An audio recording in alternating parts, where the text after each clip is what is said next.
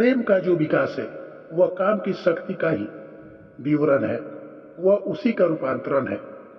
एक कोयला पड़ा हो और आपको ख्याल भी नहीं आएगा कि कोयला ही रूपांतरित होकर हीरा बनता है। हीरा और कोयले में बुनियादी रूप से कोई फर्क नहीं।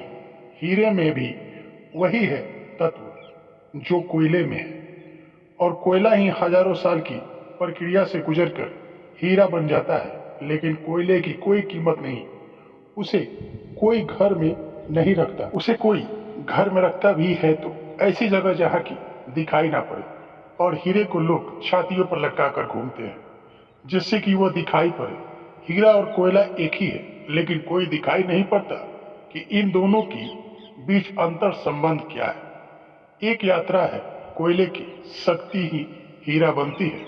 अगर आप कोयले की दुश्मन हो गए हो, जो कि हो जाना बिल्कुल आसान है क्योंकि कोयले में कुछ भी नहीं दिखाई पड़ता, तो हीरे के पैदा होने की संभावनाएं भी समाप्त हो गई क्योंकि कोयला ही हीरा बन सकता है। सेक्स की शक्ति, काम की शक्ति ही प्रेम बनती है, लेकिन उसके विरोध में सारे दुश्मन, उसके अच्छे आदमी उसके दुश्मन बन गए हैं और उसके विरोध में प्रेम के अंकुर भी फूटने नहीं दिए गए हैं। सेक्स की शक्ति से आदमी को लड़ा दिया गया है और शिक्षाएं दी जाती है कि द्वंद्व छोड़ना चाहिए, लड़ना नहीं चाहिए, और सारी शिक्षाएं बुनियादी में सिखा रही है कि लड़ो, मन जहर है तो मन से लड़ो, जहर से तो लड़ना पड़ेगा। सेक्स पाप है तो उससे लड़ो, और ऊपर से कहा जा रहा है कि द्वंद्व छोड़ो।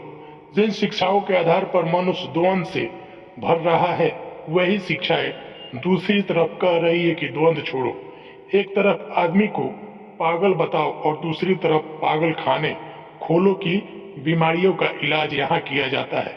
एक ही बात समझ लेना जरूरी है कि इस संबंध में मनुष्य कभी भी काम से मुक्त नहीं हो सकता। काम उसके जीवन की प्राथमिक बिंदु है। दोस्तों, वीडियो अच्छी लगे तो मेरे इस चैनल को लाइक और सब्सक्राइब जरूर करना।